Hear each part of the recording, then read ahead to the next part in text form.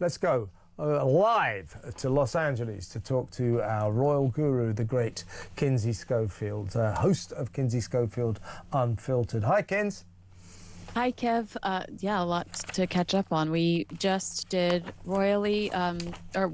Recollections May Vary on my channel, and that was incredible. We had great numbers and a lot of great insight from you about what could be causing tension with the Sussexes. Yeah, well, for the benefit, we covered some really interesting ground. This is Kinsey's podcast, one of her podcasts.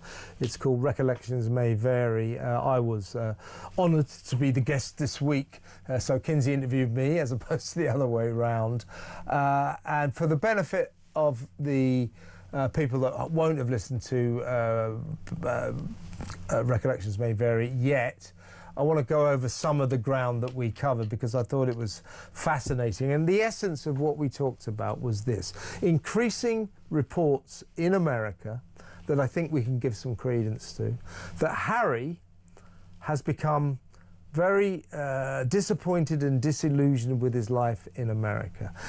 Rejected by Hollywood, projects failing, friendships he hoped to forge either failing or not materializing at all. He's kind of lonely there. Of course he's got his family, and no one is saying he doesn't still love his wife and his kids. Of course he does, but increasingly the stories are suggesting, this is being reported, that he feels he has no real sense of purpose in America. There is nothing for him to do there, and therefore he is pursuing the dream he's always had of a kind of half in, half out member of the royal family, that he wants to spend more and more time in Britain, hopefully in his mind performing royal duties, frontline royal duties, and then fly back to California to be with his family. So a sort of part-time royal, part-time American family man, if you see what I mean. Now, we also hear that Meghan's not very keen on that, to say the least, because she wants a sort of all-American future for her and her husband. But we are seeing these stories appearing in the press that the prince is close to forging a peace pact with his dad, King Charles, and that King Charles is offering him somewhere to stay at Highgrove when he comes back. And, you know, the indication that perhaps he will spend more and more time in Britain, less and less time in America, and that is causing some marital friction. Your thoughts? My thoughts are, well, we just saw this week this very bizarre handoff of what Harry and Meghan told us within the last 2 years, in 2024, was their legacy, which was this parent initiative that they had jumped on board with, where they were campaigning to protect children online from the harms of social media and social media bullying. Well, we just saw them hand this charity off to someone else. And it, you know, related, unrelated, kind of related, it makes you ask yourself, what are these two truly committed to? Can these two commit to anything? Whether it's a charity, I mean, this is Meghan Markle's second marriage. They quit their jobs as working members of the British royal family. They quit Senabale this year. I think it's a fair question. I think it's a fair discussion to explore when we do see a pattern with Harry and Meghan, and it's a lack of commitment. It's a willingness to quit. Spotify, Archetypes, Confessions of a Female Founder, American Riviera Orchard. I could go, the list goes on and of Harry and Meghan sending the big press release, making all of these proclamations about what they anticipate to execute, and then backing down. So is it fair to look at their professional life and say, let's compare it to their personal life? Yeah, I think so. I think yeah, you sent me this story. This is their online harm campaign. That, you know, Harry, I think, is genuinely very committed to that, which is their campaign, which they launched last year to try to protect children from online harm on social media, the internet and so on. As you say, they've kind of stepped back from that because their charity, now called Archwell Philanthropies, has kind of handed over the mantle to another organisation. And this isn't to say that Harry and Meghan won't still be involved, but their commitment to it seems to have dissolved to some extent. And what I thought, you sent me that story, what I thought about that was, Harry won't be pleased about that, because I think Harry's very committed to that. Meghan, soon after they launched that campaign, rejoined Instagram, which didn't look like a statement of intent when it comes to online harm. I don't think Harry is very keen about that. So what? Well, can I tell you what I think actually happened here? Yeah, go on. I think it's Senabale 2.0, and they learned some very rough PR lessons from the Dr. Sophie Shandaka fallout, and so they wanted a peaceful transition versus leaks from other members of this charity saying Meghan is difficult to work with. We don't enjoy working with Harry and Meghan. They refuse to compromise. I think instead of having those horrible headlines that Dr. Sophie Shandaka had instigated through the Senabale fallout, Harry and Meghan opted to do a peaceful transition to try to avoid that chaos, because the Archwell spokesperson pushes back, saying that this is something they do all the time. It's simply how they operate, incubating projects and then spinning them off into independent, sustainable organizations. And they specifically use Invictus and Travelist as examples. Invictus and Travelist are, first of all, royal family initiatives. They began, the seed was planted under the British royal family umbrella. And if you look at the Parents Network, their website, Harry and Meghan don't have roles there. The Parent Network, they've handed it over to Parents Together. You don't see the Harry and Meghan presence, where with Travelist and Invictus, they still very much are the face of the brands. So it's my personal opinion that there was some friction behind the scenes, and they did not want a fallout similar to Senabale. So they choreographed a nice exchange to avoid headlines like Meghan Markle is a bully and Harry is racist. I'll tell you what I think about this, though, as you've indicated. This is, folks, if we didn't make it clear, this is their campaign against online harm to children, a very worthy cause, no doubt about that. They were spearheading this themselves, and they've kind of handed the mantle on to another organisation, which looks suspiciously like a stepping back, although that isn't to say they're not still involved in the campaign. But I'll tell you what it looks like to me, Kinsey. This looks like once again the subjugation of Harry's interests, of Harry's desires, of Harry's wishes to Meghan's. He's very committed to this. She rejoined Instagram and therefore doesn't look very committed to it. And just generally speaking, this feeds into why it is being reported that Harry is increasingly disappointed with his life in America, because it's all about Meghan's vast array of endeavours, you know, like As Ever, that she's now currently acting in a film. She wants to make more podcasts. It's all about her. Everything is about, and he has to play second fiddle to everything she does. Partly it's because America is her country. California is her state. She knows all about Hollywood, and Harry doesn't.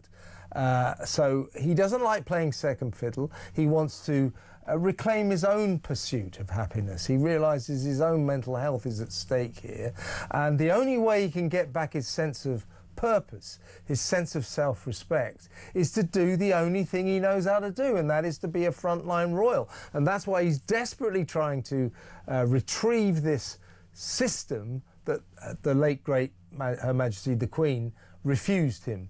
You know, she said you can't be a half in, half out. It's one or the other. If you want to leave, fine. You can't be a part-time royal. He is now trying to get that after all, because the only way he can as I say, regain, retrieve, recapture his sense of purpose, his sense of self-respect is to work, and the only work he knows how to do is how to be a royal. The problem is William is unlikely to let him, and we hear the king is feeling a little bit emotionally blackmailed by these stories that are clearly being planted, strategically placed by the Sussex spin machine to suggest this is all pretty much a done deal. Harry, just you know, T's to be crossed, I's to be dotted. Harry will be back here soon, staying at Highgrove with his dad and back on the royal beat. I think that's running ahead of the truth a long, long way, and apparently the king's not very happy about it. And we know what William feels. William despises Meghan, doesn't really like his brother. I think William will block it. But Harry is desperate to get back to what he knows in order to regain his self-respect. Would you think that's a fair summary of the way he's feeling right now?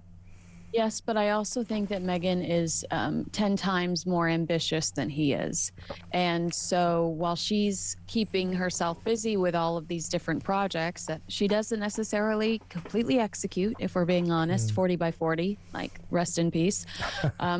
I do think that he can't relate to her amount of ambition, and he does feel sidelined because she's always on to the next thing. But you're right, because sources told Radar that this dispute— That's Radar Online, the journalistic site. Yeah, go on. Sorry. About this dispute around Britain was deeply emotional and threatens to tear them apart, you know, geographically and emotionally, with the source saying the tension between them isn't rooted in a breakdown of affection or commitment, which is something you've said too. You feel like he deeply loves her. It's driven by two very different anxieties pulling them in opposite directions. Harry has become increasingly fixated on the idea of being back in Britain more often. He brings it up repeatedly, according to the source. He's conscious of his father's health and is concerned about that. And he feels like opportunities for reconciliation are slipping away. Meanwhile, Meghan feels like she was beat up there. There was the quote that you and I went back and forth on about Meghan saying she didn't want to put her children in that position. And we were like, what position? You were celebrated. The headlines were incredible. People loved you. So Meghan still has a real bad taste in her mouth about the UK, despite the fact that she's basically hijacked some of your most loved traditions to try to push her brand, her lifestyle brand. Yeah, indeed. And are you buying into what there's been, as you and I have discussed, this plethora, sudden plethora of stories, headline-hitting stories appearing particularly in the British media about, oh, Harry's going to come back. The King has offered him Highgrove to stay at. He's about to finally win his long legal battle to get armed police protection when he comes back to the UK, because he says that's vital to his safety. So if he gets that, yes, he can come back. He's definitely homesick. I don't think there's any doubt about that. But among these stories, you know, they're saying, and he will bring Meghan back in July for a pre-Invictus Games event in Birmingham, our second city. I mean, it's just like day in, day out, these stories are appearing, and they're giving us a story that is, or a series of stories that are in no way confirmed. In no way do we know that he's about to get the police gun guards that he's been demanding. In no way do we actually know that Meghan's going to come back to Britain in July. I stick by what I've always said. I don't think she'll ever come back to this country, but I may be proved wrong. In no way has it been confirmed that the King has offered him Highgrove to stay in when he comes back. And in no way has it been confirmed, this is another story that's appeared, that the King will join him at the Invictus Games when they unfold next year to open the games. So, you know, all these stories, they look great, they make great headlines. There's no confirmation, and you can't help, call me cynical, but you can't help suspecting that all these stories are emanating from the Sussex spin machine. This is what Harry wants. This is his dream scenario, as opposed to what might actually happen. I'm very doubtful about all these stories. What do you feel?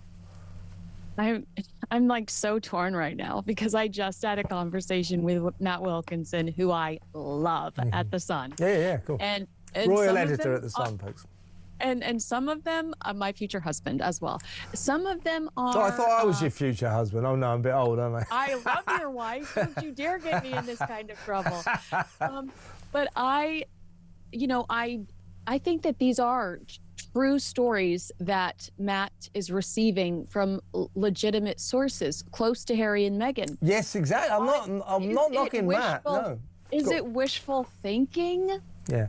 Well, I believe it could be. You know, I'm not saying that he doesn't. I'm not like being critical of his stories, but is it Harry's goal? And is it Harry's goal to have his father there?